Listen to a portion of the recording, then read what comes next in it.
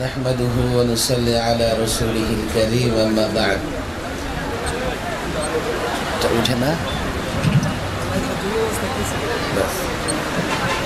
খাতমে নবুয়ত সংরক্ষণ কমিটি বাংলাদেশ কর্তৃক আয়োজিত আজকের এই মহাসমাবেশের মোহতারাম সভাপতি আমিরে খাতমে নবুয়ত সংরক্ষণ কমিটি হযরতুল আল্লাম মাওলানা আব্দুল হামিদ পীর সাহেব মধুপুর।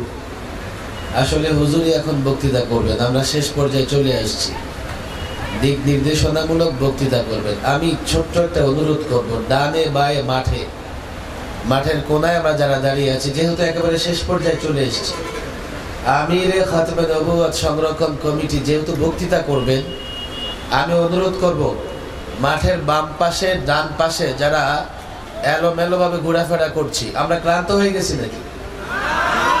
একদিন প্রোগ্রাম করে ক্লান্ত হয়ে গেছি?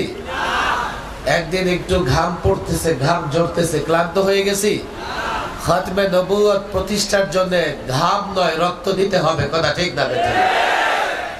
আমি অনুরোধ করব আমাদের আমির সাহেব এখন বক্তৃতা করবেন, তার বক্তৃতা শেষ হবে, তিনি দোয়া মুনাজাত পরিচালনা করবেন।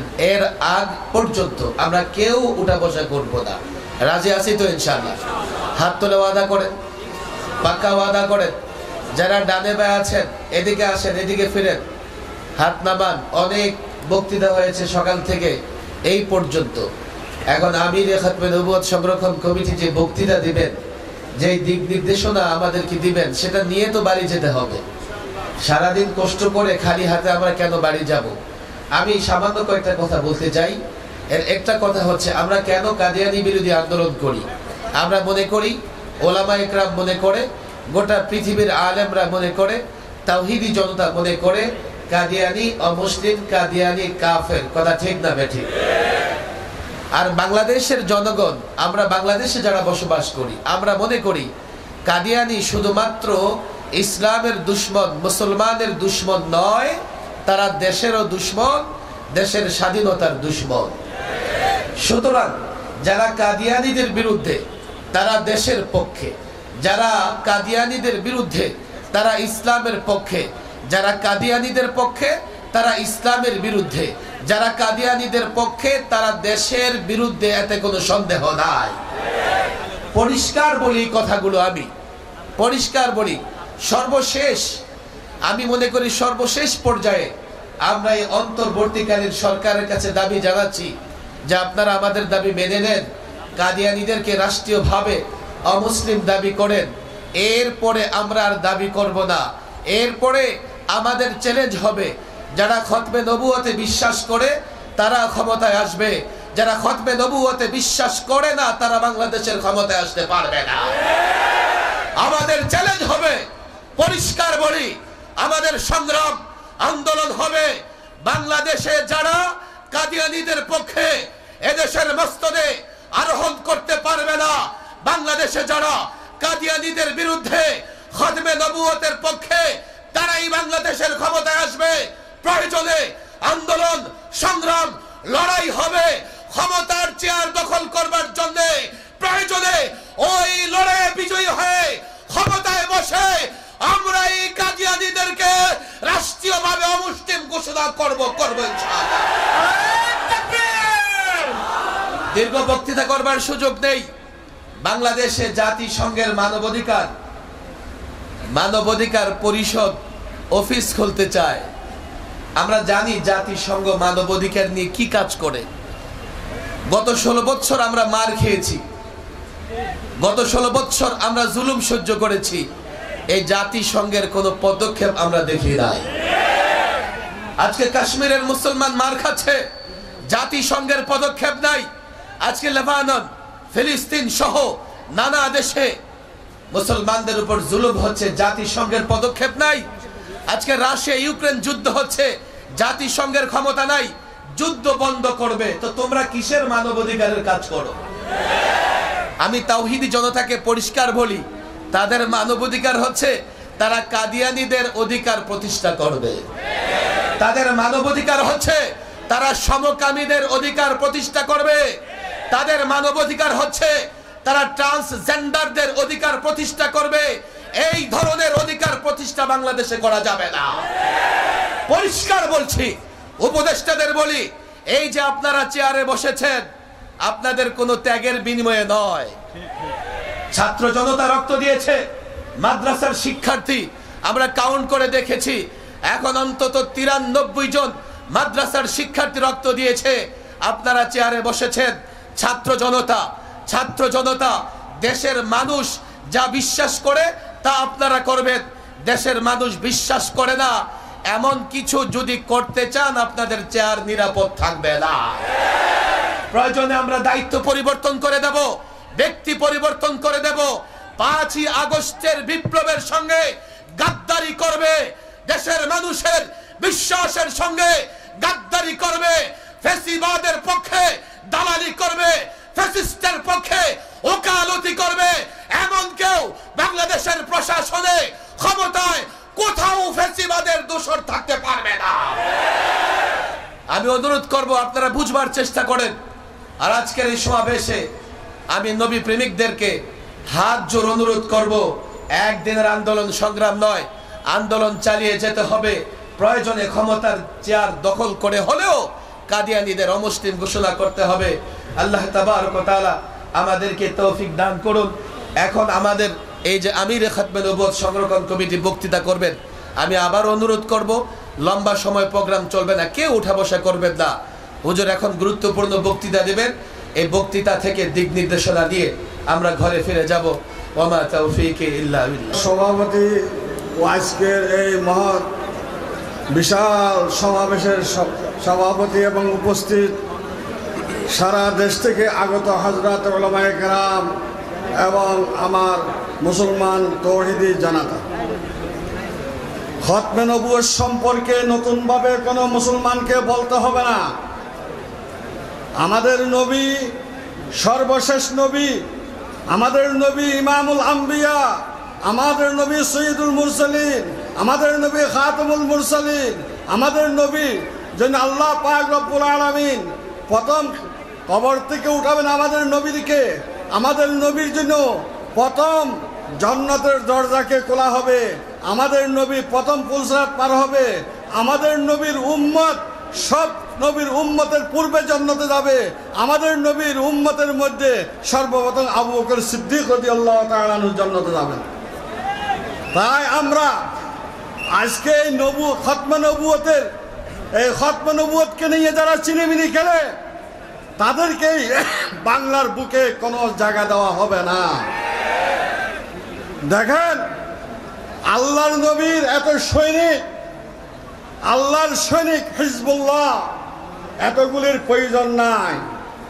যেহেতু উলামায়ে কেরাম তৌহিদি জনতা শান্তি চায়, না হয় নবীর সময় সে আসওয়াদ আনসিকে উৎখাত করার জন্য একজনেই যথেষ্ট ছিল, হযরত ওয়াহশী রাদিয়াল্লাহু তাআলা আনহু।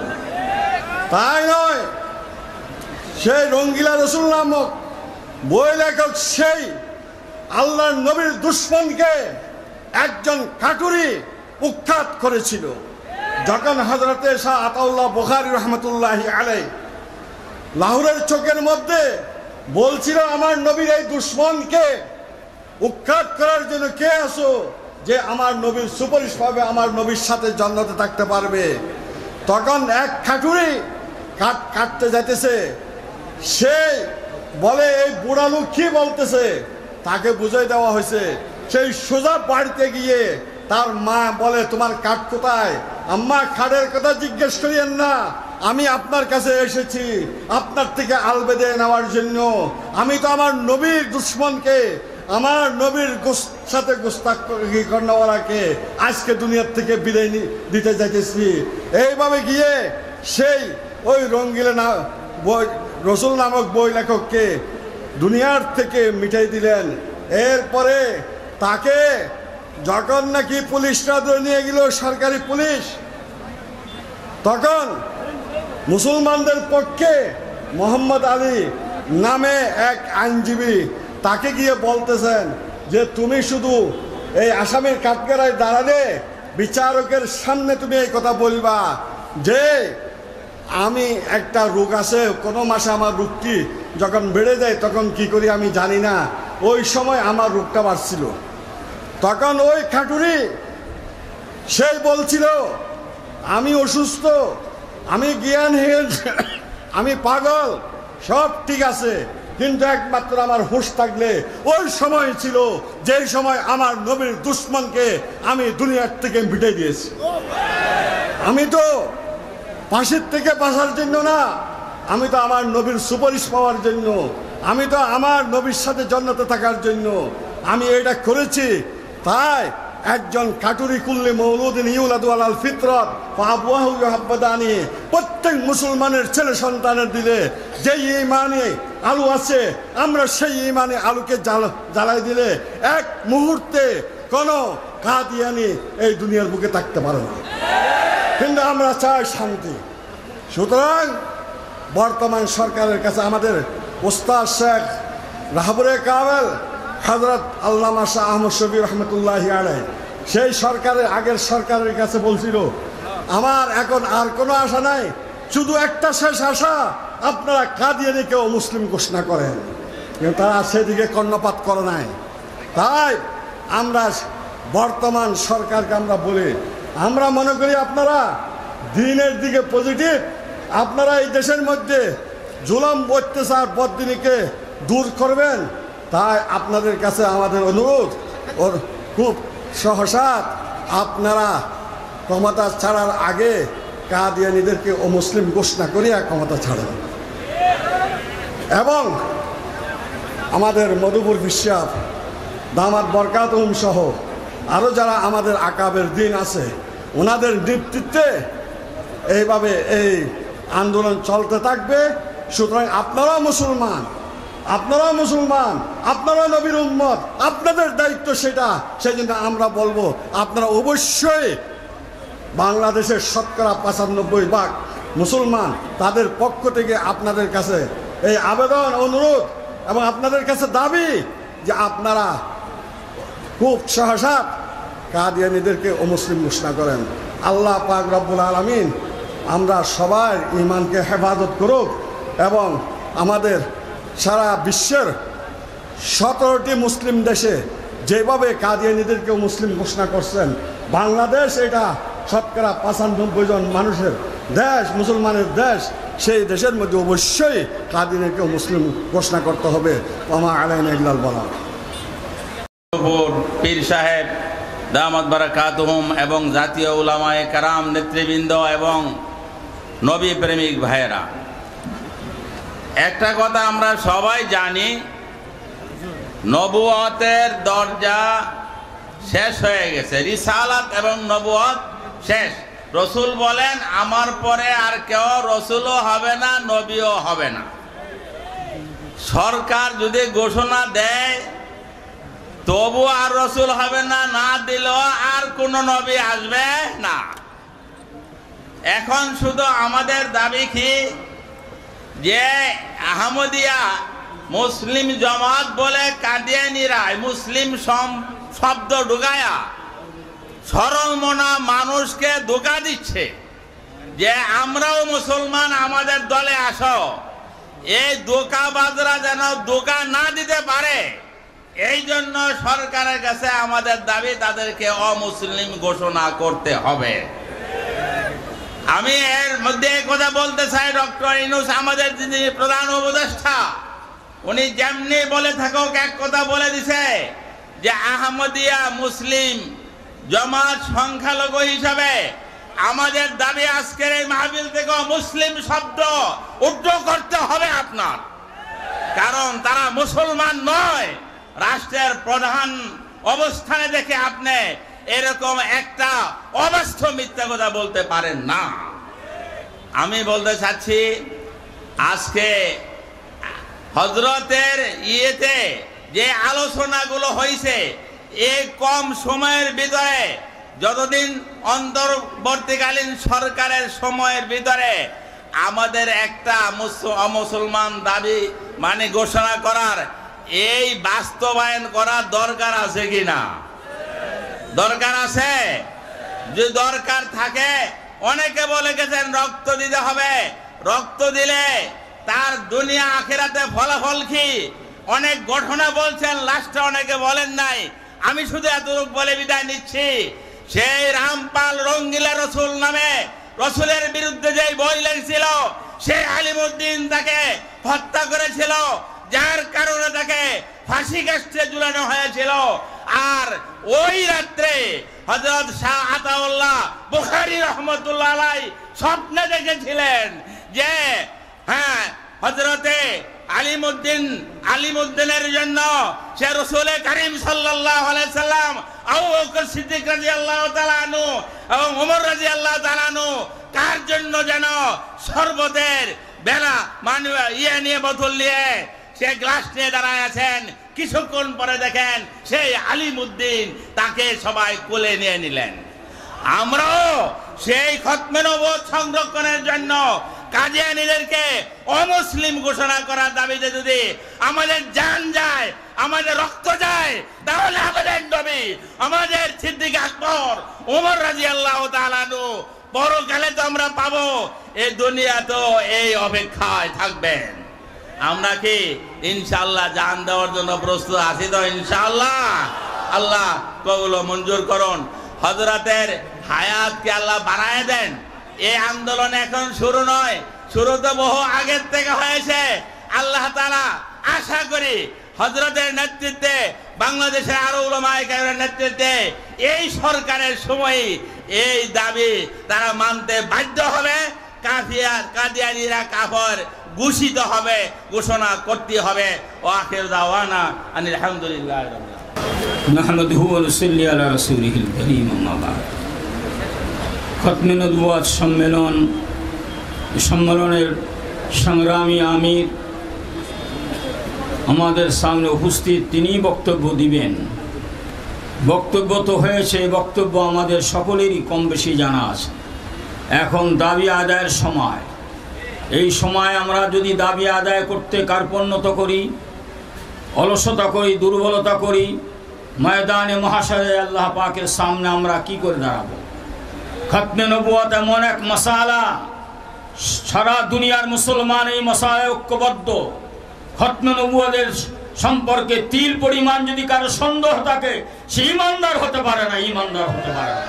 অতএব সকল দল মত নির্বিশেষে ঐক্যবদ্ধভাবে মুসলমানকে ময়দানে নামতে হবে। আল্লাহ পাক আমাদেরকে ঈমানের সাথে এই সংগ্রামে, এই বিপ্লবে আমাদেরকে যোগদান করা এবং যে কোনো মূল্যে এই তৎপরতা বন্ধ করতেই হবে ইনশাআল্লাহ। কমিটির পক্ষ থেকে ঘোষণা হয়েছে, ওই মধ্যে আমল হবে ইনশাআল্লাহ। 64টা জেলা আমাদের 27টা জেলাতে কমিটি হয়ে গেছে। বাকি জেলাগুলোতে কমিটি করব।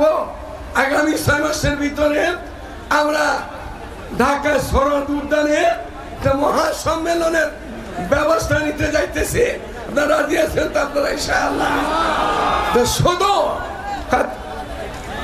একটা আওয়াজ হবে, দরকার নেই এখন, এখানে দরকার নেই, ওর আওয়াজ হবে, দরকার নেই, এখানে আওয়াজ হইতেছে,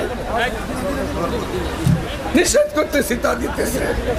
কথা খেয়াল করেন, 10টা কমিটি আছে বাংলাদেশে খতমে নবুয়তের শানে, সবগুলো এক হয়ে গেছে।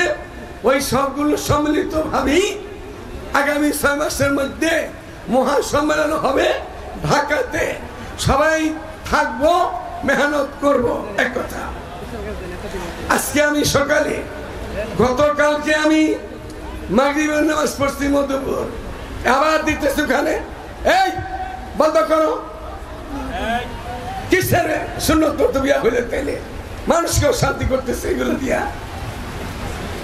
বন্ধ করো।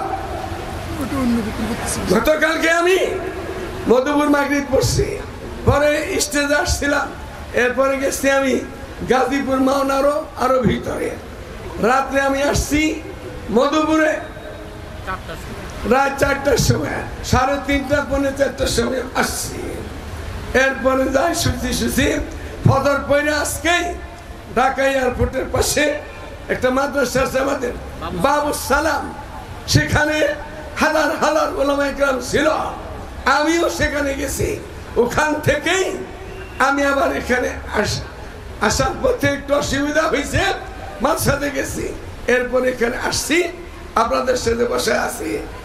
আপনাদের কাছে বলতে চাই, আমরা আল্লাহ রসুলের ইজ্জতের হেফাজতের জন্য যখন যেখানে ডাক আছে সারা দেশের মধ্যে সারা দিব ইনশাআল্লাহ। আমরা এক মশলা। দ্বিতীয়, বর্তমান সরকার যারা আমাদের দেশে আছেন ওনারা সীমিত সময়ের জন্য আছে। জালিমেরা খুনি সরকার এদের সেরা বলে ভাগছে, এনারা মাঝখানে আসছে, এনারা বেশি দিন থাকবে না। এনারা যদি আবার নতুন কোন আইন করে দিয়ে যায় দেশের মধ্যে কোরআন হাদিসের খেলাফ, আমরা কি মানতে পারবো? এটা কখনো মানতে পারবো না। এটা আমাদের পরামর্শ হয়েছে আগামী ইজতেমা এক হওয়ার জন্য, টঙ্গির মাঠ এক থাকার জন্য। এটা তিরা ভণ্ড, এটা তিরা কোরআন হাদিসের অপব্যাখ্যা করে, মনে আছে আপনাদের?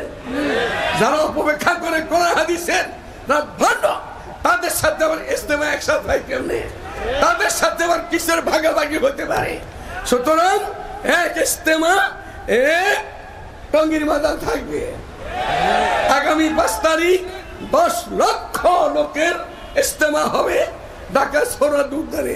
আজকে কয় তারিখ? 30 তারিখ, মাত্র 4 দিন 5 দিন আছে। আগামী মঙ্গলবার আগে পানি লাগবে আবার। আগামী মঙ্গলবার আজকের মতো সকাল 9টা থেকে মঙ্গলবার সকাল 9টা থেকে এরকম বিকাল 4টা পর্যন্ত মহাসমাবেশ সোহরাওয়ার্দী উদ্যানে সবাই যাব তো ইনশাআল্লাহ। বাংলাদেশের মাটিতে ইজতেমা একটাই থাকবে, এই সরকারকে বাধ্য করবো ইনশাআল্লাহ। এরপরে একই কাকরাই, দ্বিতীয় কোনো কারো ভাগ বাটরা এখানে থাকবে না। এক কাকরাই এক ইজতেমা হবে। এবং দ্বিতীয় দাবি হইল এই সরকার থেকেই আমরা কাদিনে কাফের ঘোষণা করাবো। এটা সারা দেশের মানুষ একসাথ হয়ে মেহনত করবো ইনশাআল্লাহ। এতটুকু দাবি দেওয়া নিয়ে আমাদের আজকে বাবু সালামের সাথে পরামর্শ হয়েছে। আমরা সবাই আগামী মঙ্গলবার দিন লক্ষ লক্ষ লোক সোহরাওয়ার্দী উদ্যানে আমরা হাজির হয়ে যাবো। আমরা ওখান থেকে উলামায়ে কেরাম, সুদীজন এবং দলীয় মুসলিম ভাইয়েরা যত আছে সবার মন ভরে মন খুলে কথা বলার সুযোগ সেখানে থাকবে। আজকের লেগে সবাই নাই, আপনারা কষ্ট করেছেন। আমাদের মৌলানা সাকাল সাহেব বলছেন আমরা তো রক্ত দিব নিয়ত করতেছি, একটু ঘাম যাইতে যদি না পারি রক্ত কেমনে দেব আমরা? এখন হইলে মনে হাঁটাহাঁটা করতেছি, দোয়া শরীক হয়ে যান।